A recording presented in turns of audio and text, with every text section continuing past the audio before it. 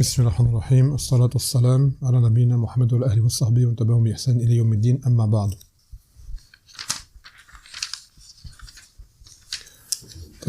Aujourd'hui, on va prendre un ders, mais il sera... On va essayer de ne pas faire trop long. Inch'Allah.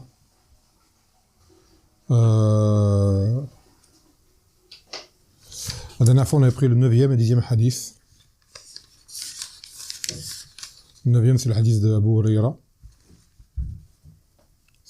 كما قال النبي صلى الله عليه وسلم ما نهيتكم عنه فاجتنبوه وما أمرتكم به فأتوا منه ما استطعتم وإنما أهلك الذين من قبلكم كثرة مسائلهم واختلافهم مع أنبيائهم.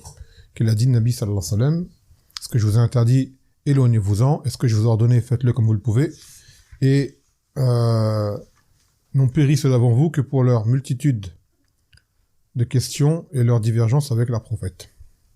Rapporté par Abu Huraira. Comment il s'appelle Abu Huraira, selon l'avis fort?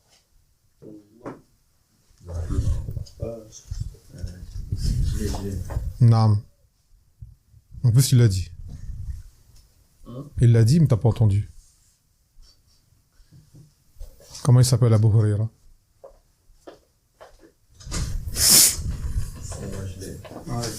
Facile.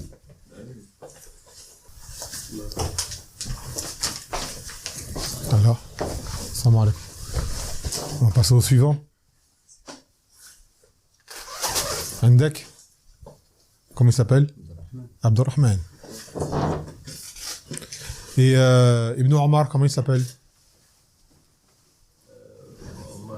Le fils de Omar, comment il s'appelle? Et Abu Bakr, comment il s'appelle? Abdullah ibn Uthman. Non. Ahsant. Et le 10e hadith, qui était également le hadith de Abu Huraira, que Allah Azza wa Jal wa tayyib wa la yaqbal illa tayyiban, que Allah Azza wa Jal est bon, on n'accepte que ce qui est bon. طيب اليوم سنخوض الحديث الحادي عشر وإن شاء الله الثاني عشر 11e et 12e حديث. يقول عن النبي محمد الحسن بن علي ابن أبي طالب سبت رسول الله صلى الله عليه وسلم وريحانته رضي الله عنهما قال حفظت من رسول الله صلى الله عليه وسلم دع ما يريبك إلى ما لا يريبك رواه الترمذي والنسائي. Donc selon Abu Muhammad Al-Hassan ibn Ali ibn Abi Talib, qui est le petit-fils du messager d'Allah sallallahu alayhi wa sallam. Donc sa mère c'est Fatima. Quand on dit Hafid, c'est le petit-fils du côté du fils. Et Sibt, c'est le petit-fils du côté de la fille. D'accord? Mais sinon, ça a le même sens. En français, on dit petit-fils. Donc Al-Hassan, c'est le petit-fils du Nabi sallallahu alayhi wa sallam, avec son frère Al-Hussein. Et elle a dit, j'ai mémorisé du Nabi sallallahu alayhi wa sallam, délaisse ce qui te fait douter pour ce dont tu es sûr. Délaisse ce qui te rend perplexe, te fait douter, pour ce dont tu es sûr. Et le hadith, il est authentique.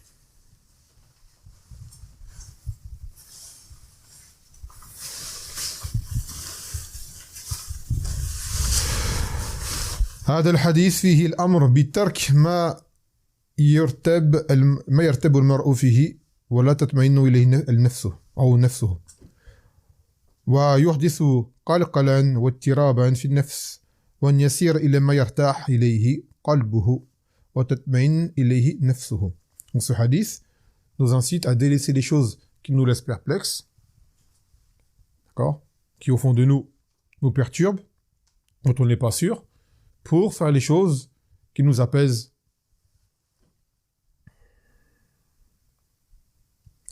وهذا الحديث شبيه ما تقدم في حديث النعمان ابن بشير.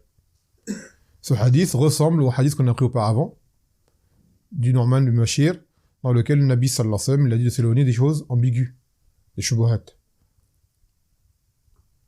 Donc ça ressemble. Les choses qui te font douter, elles sont pas claires pour toi.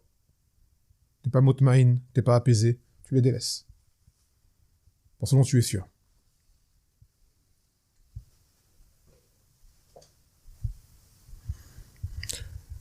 Et ce hadith, on en tire une règle parmi les règles de fiqh majeures, al-qawaïd al-fiqhiyya al-kubra, c'est que al-yaqin la yazulu bi-shak, que la certitude ne se dissipe pas par le doute.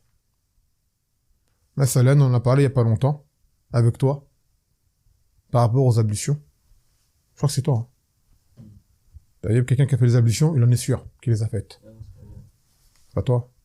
C'est toi. D'ailleurs. Et vient l'heure de la salat, il a un doute. Il dit, je sais pas si je les ai ou pas. On dit, tu es sûr que tu les as faites? Il dit oui. Il reste la certitude que tu les as toujours, tu les as faites. Parce que si jamais tu trouves cette porte du doute, tu vas ouvrir la porte au wasawis. Et tu vas douter surtout, même dans la salat. Est-ce que j'ai fait le fatiha? Est-ce que j'ai dit ça? Est-ce que j'ai dit ça? Reste sinon tu es sûr. N'ouvre pas la porte à Shaitan parce qu'il va faire des dégâts, il va te perturber. Donc, par cette règle-là, tu restes apaisé. Sinon tu es sûr, tu restes dessus. D'accord? Donc tu es sûr, tu restes dessus. Il y avait une histoire de Omar ibn Khattab radhiyallahu anhu. Une fois il est passé avec un homme sous une fenêtre et de l'eau a coulé sur eux. D'accord? De l'eau, de la fenêtre, de la gouttière sûrement, ça a coulé sur eux.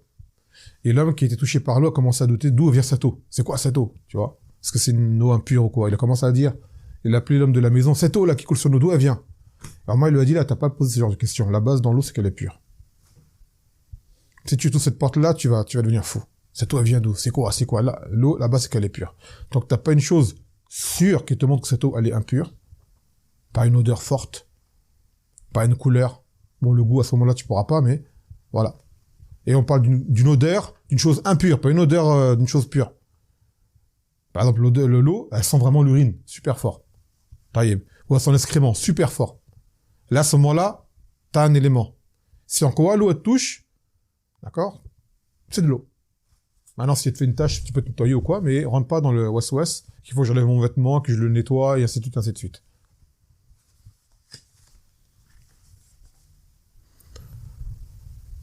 Donc la personne, elle reste sur la certitude. En toute chose. Et dans la suite du hadith, normalement, il dit, là, dans ce livre-là, il l'a pas mis, mais c'est فَإِنَّ صِدْقَ تُؤْمَنِينَ وَالْكَذِبْ رِيبَةٌ. Car la véracité, ça apaise, alors que le mensonge, ça te fait douter. Donc ce hadith également implique de rester autant que possible véridique. De rester sur la vérité autant que possible. Car lorsque le faux se mélange au vrai, eh ben à ce moment-là, tu te mets à douter. Et toi, kadhalik, quand tu parles avec des gens, tu choisis de parler avec des gens qui sont connus pour être véridiques. Sans quoi, ils vont te mettre des doutes. Dans ta religion, ou même les choses de la dunya. Et le waswas, c'est une maladie. Le waswas, des gens, des fois, ils vont aux toilettes, faire l'odeur dans la salade, ils y restent 1 heure. 2 heures. Est-ce que j'ai fait ça? J'ai mal fait ça. Je recommence. Qu'est-ce qui s'est passé pendant 2 heures? C'est la salade, ils ont fini, les gens. Donc, Shaitan, il l'a eu. Il lui a fait rater sa salade. En jama'a. Pas ce was-was. Donc, reste sur ce dont tu es sûr. Ne trouve pas la porte au was-was. Cette porte-là, elle est terrible. Elle va te gâcher la vie. Le was-was, ça gâche la vie des gens. Pour ceux qui en sont atteints. Et pour l'éviter, awalan, appliquer ce hadith. Reste sur une base de certitude. D'accord? Et ne commence pas à réfléchir qu'est-ce qui s'est passé. Non, t'as l'eau. Si après, maintenant, tu es sûr que tu l'as perdu, à ce moment-là, tu le refais. Sans quoi, commence pas à chercher. Généralement, on sait quand on a perdu l'eau, en général. On le sait. D'accord? Ça, c'est l'exemple de l'eau. Pareil, le Fatiha dans la salat. Des fois, ça arrive. Surtout, à quel moment? Pendant la première rakat, celle d'après. Tu te relèves et tu dis, mais est-ce que j'ai fait la Fatiha ou pas? Tu commences à douter. D'accord? Ce hadith-là, il rentre là aussi. Là-bas, c'est que la Fatiha, tu la fais toujours en début de raka'. C'est ton habitude. Donc, reste sur ta base. D'accord? Tu restes sur ta base.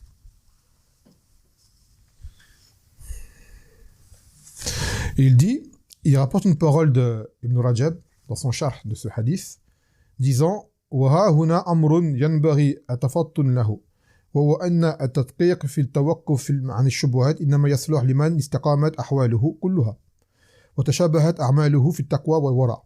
فأما من يقع في انتهاك المحرمات الظاهرة ثم يريد أن يتورع عن الشيء أو عن دقيق الشبه فإنه لا يحتمل له ذلك بل ينكر عليه، كما قال ابن عمر لمن سأله عن دم البعوض من أهل العراق: يسألوني عن دم البعوض وقد قتلوا الحسين.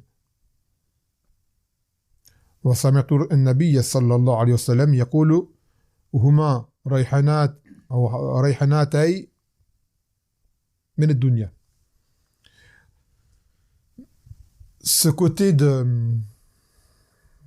retenue face aux choses ambiguës à laquelle appelle ce hadith, de base, c'est pour les gens qui sont connus pour une droiture. Quant aux gens qui sont connus pour faire du mal ouvertement et en continu, et qui ensuite prennent ce hadith dans des sujets, on va dire, secondaires ou autres, ces gens-là, c'est pas accepté d'eux. L'auteur cite l'exemple de gens qui avaient tué le fils de Ali, Al-Hussein, et l'ont tué impunément, délibérément, et ensuite, ils sont partis voir Ali, et l'ont interrogé au sujet du sang du moustique. Est-ce que c'est une najasa? Est-ce que c'est cela? Il dit, vous avez tué le petit-fils du Nabi sallallahu alayhi wa sallam impunément, vous m'interrogez à propos du sang du moustique. Pour dire, on va où là? Tu vois, et t'as des gens qui vont faire des choses comme ça. Tu vas les voir faire du haram à longueur de temps, des kaba'ir, et après ils vont poser une question sur une chose. Par exemple, ouais, sur mon vêtement, si j'ai ça et ça, donc est-ce que si cela? Tu vois?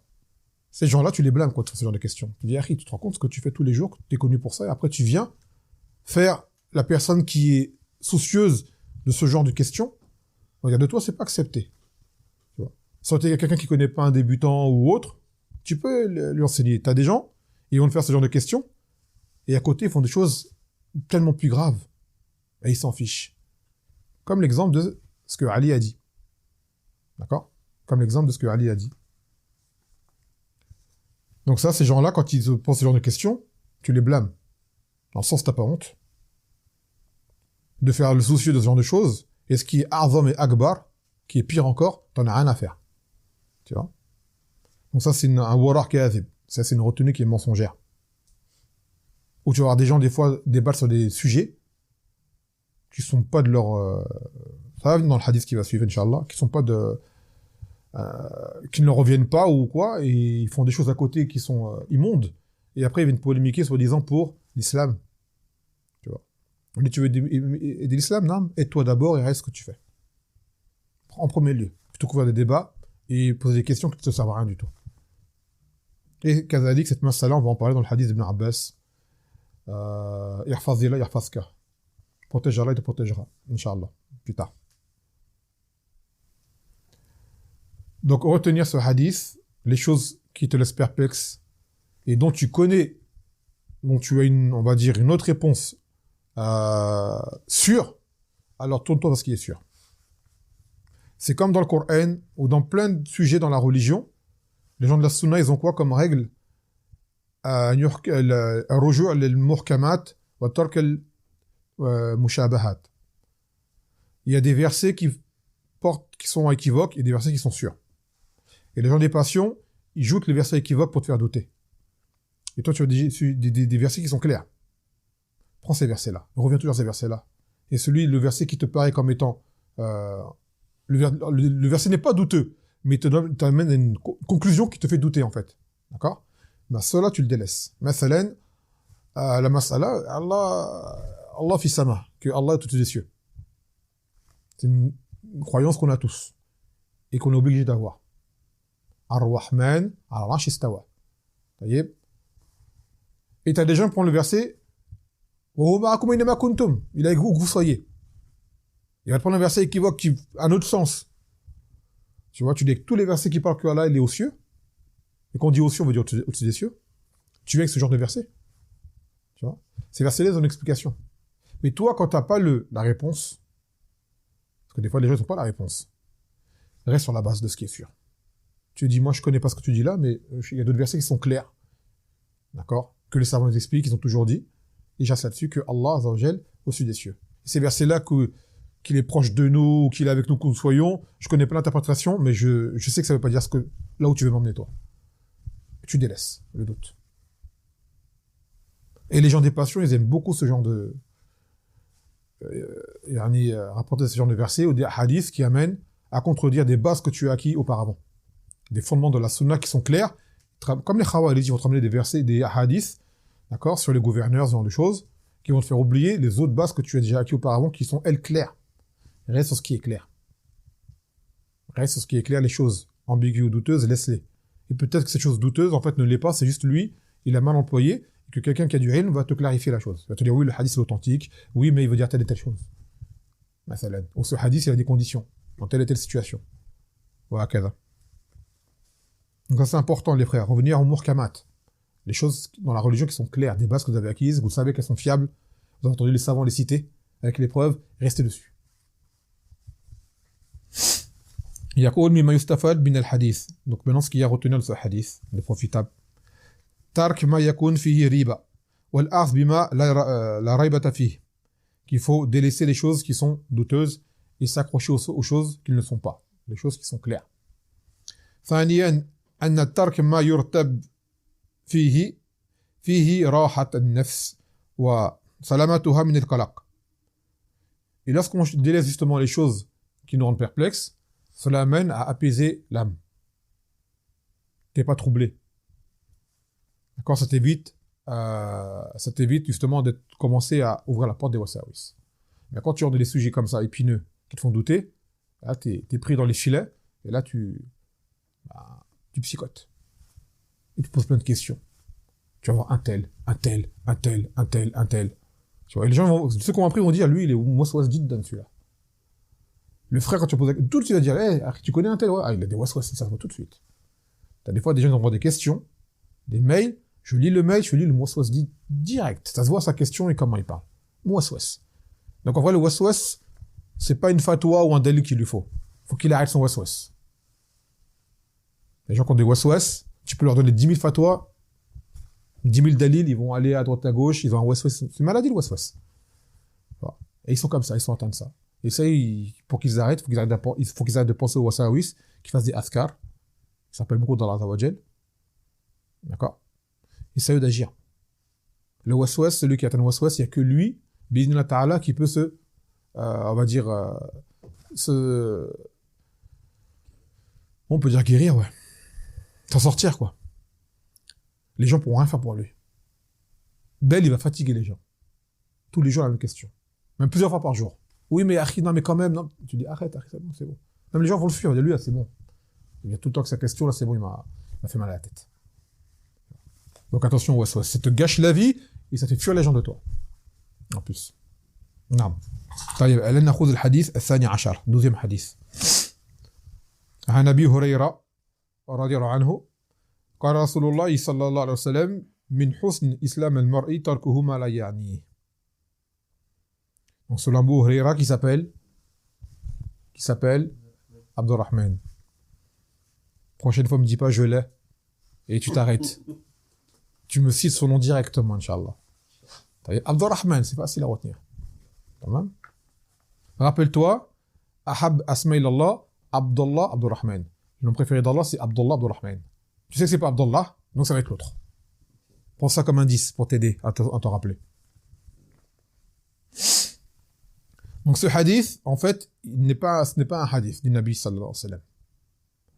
Les ulama disent que c'est un hadith qui est soit mawqouf, c'est-à-dire c'est une parole d'Abu Huraira en fait, ou alors c'est un hadith qui est mursal. Mursal, c'est-à-dire que la personne qui avant le sahabi a cité le Nabi sallallahu alayhi wa sallam directement, c'était le sahabi de qui il a appris. Un hadith mursal, c'est un hadith qui est cité par un tabi'i. Tabi'i, c'est les gens qui sont après les sahaba. Mais ces gens-là n'ont pas connu le Nabi sallallahu alayhi wa sallam. Et ils vont dire, le prophète a dit telle chose. On va dire, de qui tu l'as entendu? Quel sahabi te l'a dit?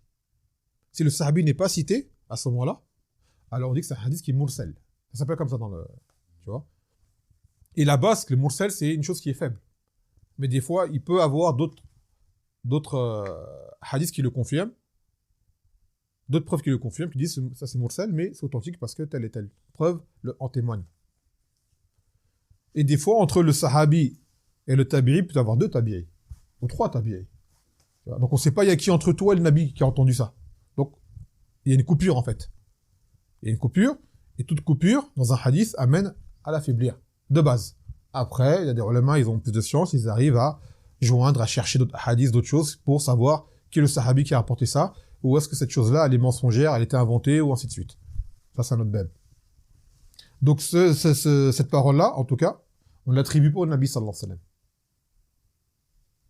Après, tu as des ulama comme lui, comme le Nawawi, qui voit que c'est un hadith authentique. Dans son livre, il n'a mis que ce qu'il considère comme étant authentique lui. Mais d'autres ulama n'ont pas été d'accord avec lui par rapport à ça. Taïb. Lui, le Nawawi, n'a mis que ce qu'il lui estime comme étant authentique. Pour qu'on dise, ouais, pourquoi il a mis un truc faible alors? Tamam. Et des fois, tu as des ulama dans des kutub, ils mettent des hadiths qui savent qu'ils sont faibles. Ils le savent. Ils le savent. Ça compte quand même. Ça compte quand même. C'est-à-dire, ça compte. En gros, est-ce qu'on peut faire un rappel dessus? Ouais, faut le dire. Lui-même, il veut te le dire. Par exemple, tu regardes Sunan de Tirmizi, Nasa'i, le hadith va dire le hadith, il est faible. Mais il te le cite quand même. Parce que le hadith va t'amener à une question, un sujet dans le fiqh. Tu vois? Il va te dire il est faible, mais il le cite quand même. Et des fois, il va dire il est authentique, et d'autres vont dire non, il est faible. Après avoir cherché, ils vont dire non, il est faible, ce hadith. Par exemple. Mais on l'a dit, les 2 kutub, les 2 ouvrages écrits par l'homme, les authentiques sont Bukhari et Muslim. طيب يقول معنى هذا الحديث أن المسلم يترك ما لا يهمه من أمر الدين والدنيا في الأقوال والأفعال مفهومه أنه يجتهد فيما يعنيه في ذلك. Ce hadith signifie que le musulman doit délaisser les choses qui ne lui reviennent pas, soit religieusement parlant, ou soit dans les choses mondaines. Ce qui n'est pas de son ressort, ce qui n'est pas de son niveau, ce qui ne lui revient pas, qui ne le concerne pas, il n'a pas à s'y intéresser, à s'en soucier, à en parler.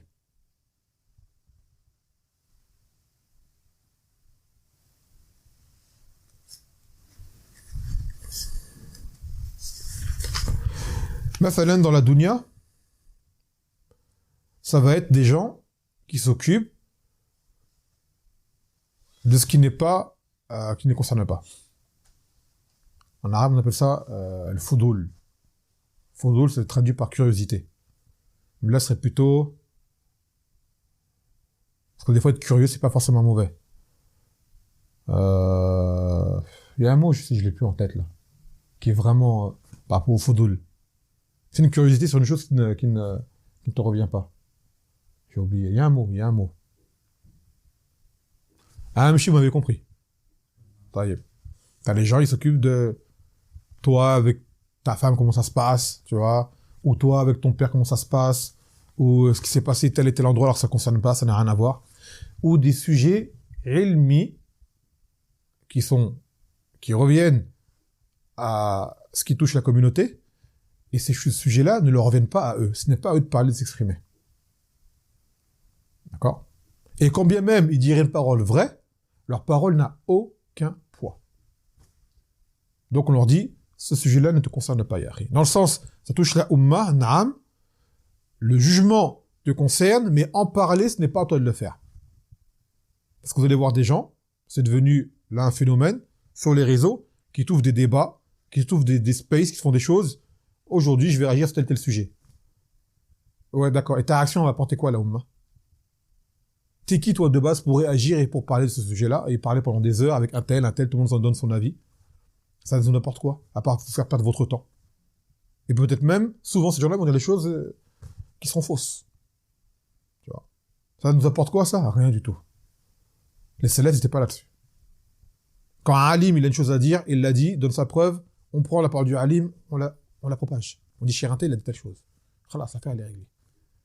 Tu vois. Maintenant, toi et moi, entre nous, si t'as pas compris, on peut en débattre comme ça. Mais ils font des choses en public pour amener tout le monde, ils disent, on a dit ça, on a conclu ça, et on voit telle et telle chose, tu vois. Mais on dit, vous êtes qui, vous, de base? Qui vous êtes? Tu vois. Non pas que c'est un mépris pour les gens, mais pour dire, déjà dans un hadith qui n'est pas authentique, mais le sens est réel, Anzilunas manazilahum, mettez les gens à leur place. T'as des gens, ce genre de sujet, ça ne leur revient pas. Et malheureusement, t'as des gens, ils écoutent cette personne-là, ils se basent sur leurs avis pour prendre position dans certaines questions. D'accord? Wa qala ta'ala wa la takfu ma laysa laka bihi ilm. Et ne recherche pas ce dont tu n'as pas de science. Ce n'est pas à toi de verser là-dessus. Et ça amène à des polémiques et un tas de kalem qui ne sert à rien, et même des fois des divisions et autres. D'accord? Tu as des sujets comme par exemple ce qui se passe actuellement avec la Palestine. Tout le monde vient parler. Est-ce que ton kalem là, il aide les Palestiniens? Non. Allez, arrête alors. Arrête. Tu veux faire quelque chose pour eux? Ouais, fais les doigts pour eux. Tu ne pourras rien faire de plus à ton stade maintenant. Là. Faut qu'on bouge, faut qu'on agisse, faut qu'on fasse. Tu vas rien faire du tout. Et personne ne va rien faire du tout. D'accord? Donc toi, fais quoi? Fais les doigts déjà pour eux. Et parler, et critiquer les gens. Oh, ils ont rien fait, eux, ceci et cela. Arrête. Ça sert à rien. Vous vous divisez, alors qu'ils ils ont besoin qu'on se divise. Ils ont besoin qu'on se divise. Mais là, alaykoum. Nos frères qui sont palestiniens ou ailleurs, ils ont besoin qu'on se divise, nous, ici. Pour eux? Non. Au minimum, t'as rien à dire, tais-toi. Tais-toi. Allah, t'as pas qu'elle lève de parler, hein. Quelqu'un va dire, ouais, il faut parler. Dans moi, t'as quelque chose qui dit, Wallah, il te dit, il faut que tu parles. Toi, t'as un truc à dire. Faut que des gens s'expriment. Non, pas toi. Ou pas toi, ou pas toi, ou pas toi. Ça, on dirait, c'est venu un wajib sur. Il faut que je parle. Si je parle pas, quoi, tu vas prendre des péchés. C'est en parlant que tu vas prendre des péchés. Quand tu vas parler, tu vas prendre des péchés. Est-ce que t'as pas à parler toi? Et tu vas dire des choses qui vont te dépasser. Et des ignorants, comme ça, ils vont passer, ils vont t'écouter, ils vont dire, ah, regarde, un tel ce qu'il a dit, un tel ce qu'il a dit. Et tu vas peut-être des fois donner des bâtons pour les gens de la Bila pour te taper dessus. Tu vois? Ou des koufars qui vont prendre ta parole, qui vont la tourner dans un mauvais sens pour te taper dessus. Tu te serais dessus, ça aurait été meilleur. Et les gens parlent avec leurs émotions, quand ils sont en colère, quand ils sont contents. Ils oublient le comportement religieux à avoir.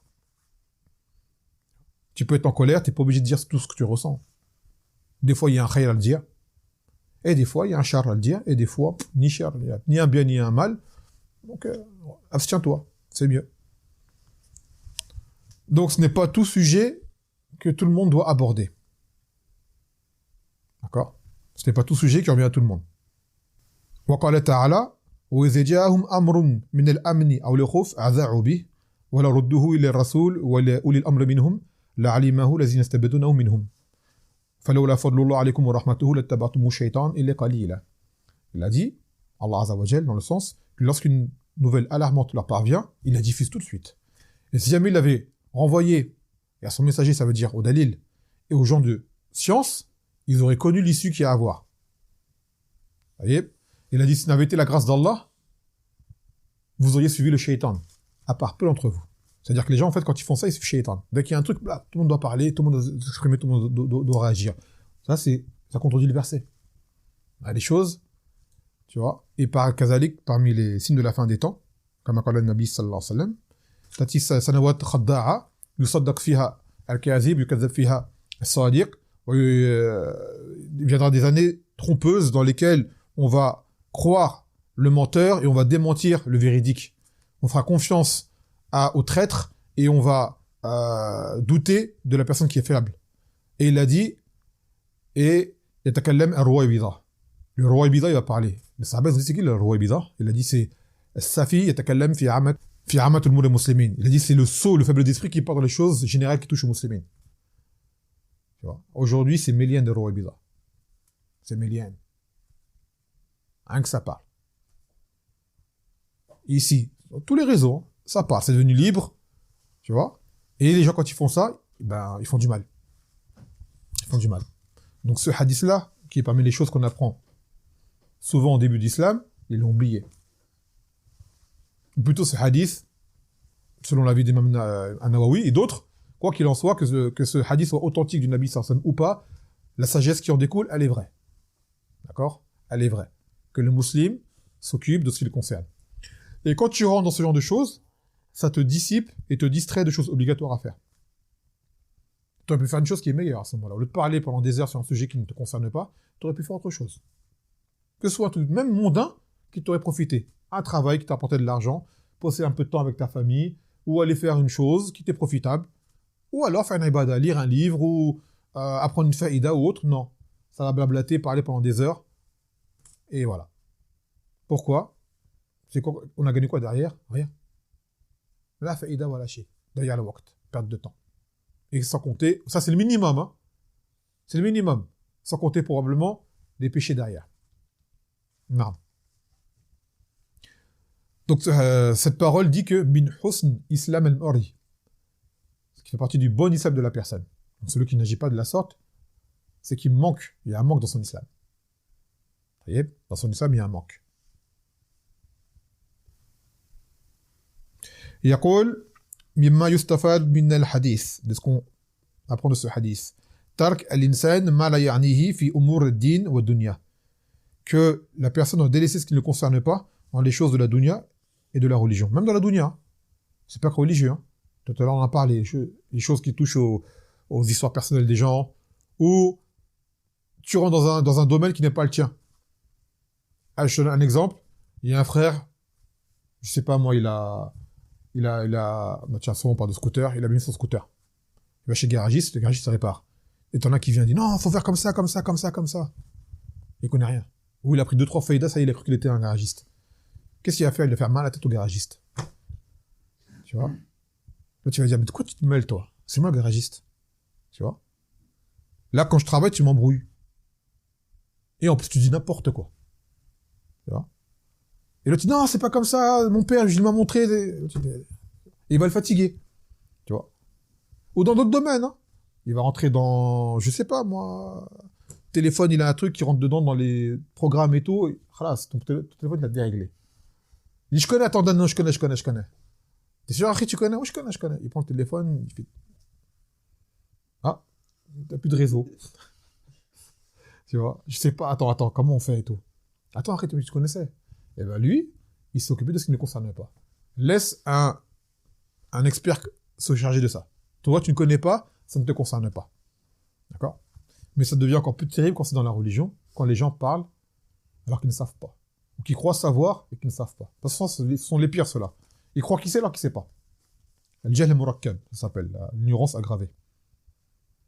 يقول ثانيا اشتغال الإنسان بما يعنيه من أمور دينه ودنياه, que la personne doit s'occuper des choses justement qui le concernent, c'est le contraire, dans sa religion, dans sa dunya.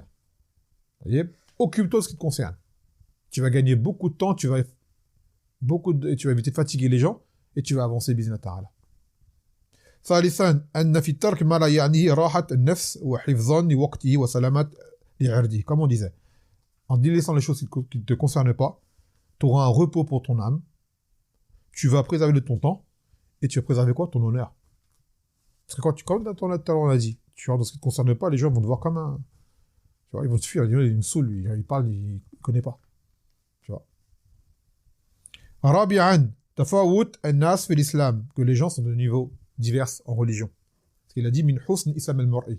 Parmi le bon islam, c'est-à-dire que les gens ils ont un islam qui est bon et d'autres qui est moindre. Ainsi de suite. Et tout cela apparaît à travers les actes que la personne accomplit au fur et à mesure dans sa vie. طيب هذا الذي نأخذ اليوم. On va se contenter de cela, Inch'Allah. طيب والحمد لله رب العالمين. جزاك الله خيرا. وإياكم. خليل